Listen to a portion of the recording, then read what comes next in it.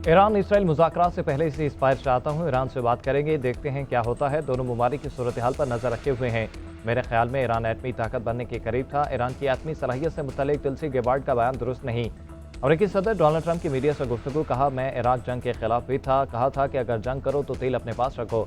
Iran में ज़मीनी फौज उतारना आखिरी हल होगा। जंग में शामिल होने या न होने का फैसला 2 हफ्तों में करूंगा। इसराइल अच्छा जा रहा है, ईरान कम अच्छा जा रहा है। अमरीकी असासों पर हमला हुआ तो हमला करने वालों को अफसोस होगा। लगता है अमेरिका पाकिस्तान और भारत के साथ तिजारती मुआहदा करेगा। चीन से बहुत अच्छे ताल्लुकात हैं। नेटो को इतने अरसे से सपोर्ट कर रहे हैं, अब नेटो हमें सपोर्ट करे।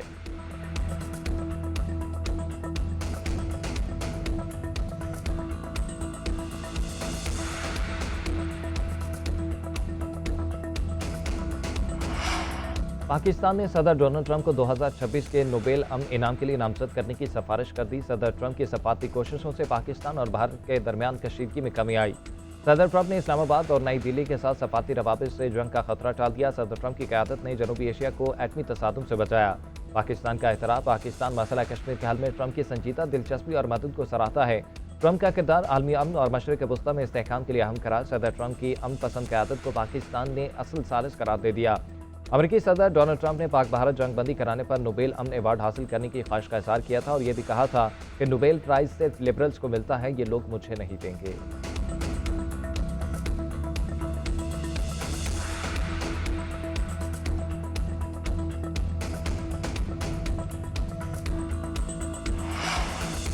पाकिस्तान का ईरान इसराइल तनाज़े के पुरअमन हल की ज़रूरत पर जोर। मशरिक़ वस्ता में अमन की हर कोशिश में तामीरी किरदार अदा करने को भी तैयार। वज़ीर आज़म शहबाज शरीफ और अमरीकी वज़ीर ख़ारजा मार्को रूबियो के दरमियान टेलीफोनिक रब्ता। ईरान इसराइल बहरान पर तबादला ख्याल। अमरीकी वज़ीर ख़ारजा ने कहा कि पाकिस्तान के ईरान के साथ करीबी ताल्लुकात हैं, मौजूदा बहरान में अमन की कोशिशों में मौसर किरदार अदा करे। वज़ीर आज़म बोले, पाकिस्तान अमन के लिए तामीरी किरदार अदा करने को तैयार है। भारत से तमाम तस्फिया तलब मुज़ाकरात के लिए भी तैयार हैं। मकबूजा कश्मीर सिंतास माहदे, तिजारत और इंसदादी दहशतगर्दी पर भी बात होनी चाहिए। वज़ीर आज़म का अमरीकी सदर और army chief field marshal Asim Munir के दरमियान मुलाकात पर इत्मीनान का इज़हार।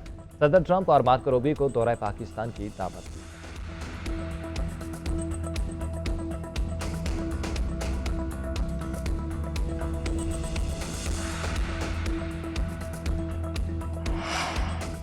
ईरान इसराइल तनाज़े पर अक़वाम मुत्तहिदा की सलामती काउंसिल की अहम बैठक। सेक्रेटरी जनरल एंटोनियो गुतेरेस की अमन मुज़ाकरात शुरू करने की अपील। खिताब में कहा कि अमन को मौका दिया जाए, तनाज़ा मजीद बढ़ा तो फिर किसी के कंट्रोल में नहीं रहेगा।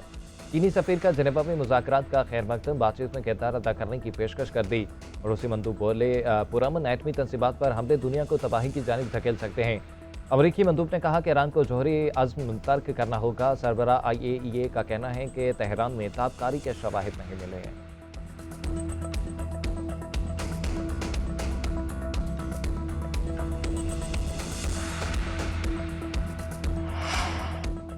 पाकिस्तान के ईरान के खिलाफ इसराइली जारहियत और गैर कानूनी इक़दामात की मसम्मत। तेहरान के साथ मुकम्मल यकजहती का इज़हार। सूहानी हमले फौरी बंद करने का मुतालबा। पाकिस्तानी मुस्तकिल मंदूब आसिम इफ्तिखार का सफारतकारी के जरिए मसला हल करने पर पुरजोर। अक़वाम मुत्तहिदा की सलामती काउंसिल इजलास में खिताब करते हुए कहा कि इसराइल बैनुल अक़वामी क़वानीन की खिलाफ वर्जी कर रहा है। जंग से कभी अमन नहीं होगा। ईरान की न्यूक्लियर प्रोग्राम का मसला डायलॉग से हल किया जाए। सलामती काउंसिल की जिम्मेदारी है कि इसराइल जारहियत को फौरी रुकवाए।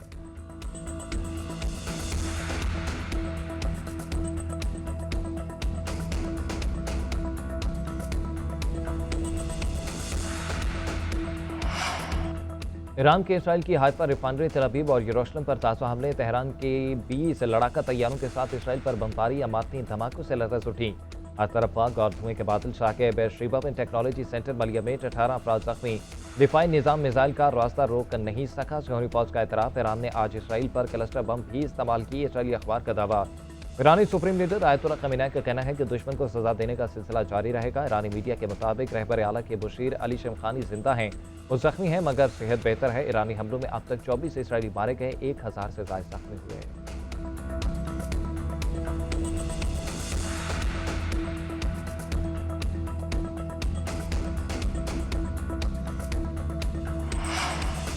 ईरान के खिलाफ इसराइली जारहियत से फोर्सेस ने तेहरान समेत मुख्तलिफ इलाकों में दर्जनों अहदाफ को निशाना बनाया। सुप्रीम लीडर आयतुल्लाह खमीनेई के रिहायशी इलाकों पर भी हमले की इतलात। तेहरान के गिरदोनवाब में मिसाइल बनाने वाली तंसीबात को तबाह करने का दावा। सुबह गेलान के इलाके रिशत इंडस्ट्रियल सिटी में भी धमाके।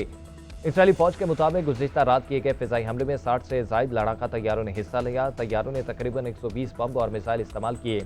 ईरान में रजीम की तब्दीली हमारा मकसद नहीं, इसराइली वज़ीर आज़म नेतन्याहू ने यू टर्न ले लिया।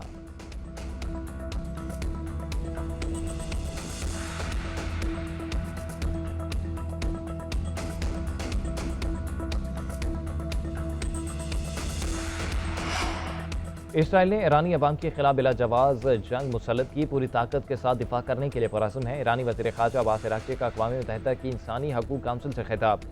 ईरान इसराइल जंग रुकवाने की आलमी सफारती कोशिश के तेज़ जर्मनी, फ्रांस और बरतानिया के वज़ीर ख़ारजा के ईरानी हमसफ़र से जिनेवा में मुलाकात। वक्त की तेहरान को अमरीका से बातचीत जारी रखने की दरख्वास्त। मीडिया से गुफ्तगू में यूरोपीय कमीशन की नायब सदर का कहना था, खित्ते में कशीदगी किसी के लिए फ़ायदेमंद नहीं, इसलिए हमें गुफ्तगू जारी रखने की ज़रूरत है। बरतानवी सेक्रेटरी खारजा डेविड लेमी बोले कि हमने वाज़ेह कर दिया कि ईरान जोहरी हथियार नहीं बना सकता।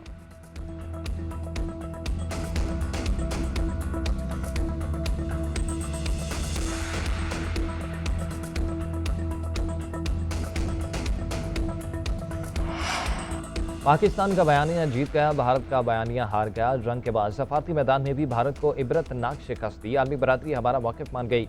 कश्मीर अब इंडिया का अंदरूनी मामला नहीं रहा। अब अमरीकी सदर डोनाल्ड ट्रंप भी कह रहे हैं कि वो मसला कश्मीर हल करवाने के लिए तैयार हैं। सेंतास माहिदा भी मानना पड़ेगा, वरना तमाम 6 दरिया पाकिस्तान के होंगे। Chairman Peoples Party Bilawal Bhutto Zardari का खिताब, बोले भारत को सिंधु पर किसी सूरत डाका नहीं डालने देंगे। पीटीआई का नाम लिए बगैर तनकीद करते हुए कहा कि भारत ने हमारे दरियाओं पर हमला किया तो सियासी यतीम कहाँ हैं। कौम परास दरियाए सिंध पर होने वाले हमले पर खामोश क्यों हैं। कामयाब सफारती मिशन के बाद बिलावल भुट्टो के वतन वापसी। कराची में जियालों की बड़ी तादाद ने शानदार इस्तकबाल किया।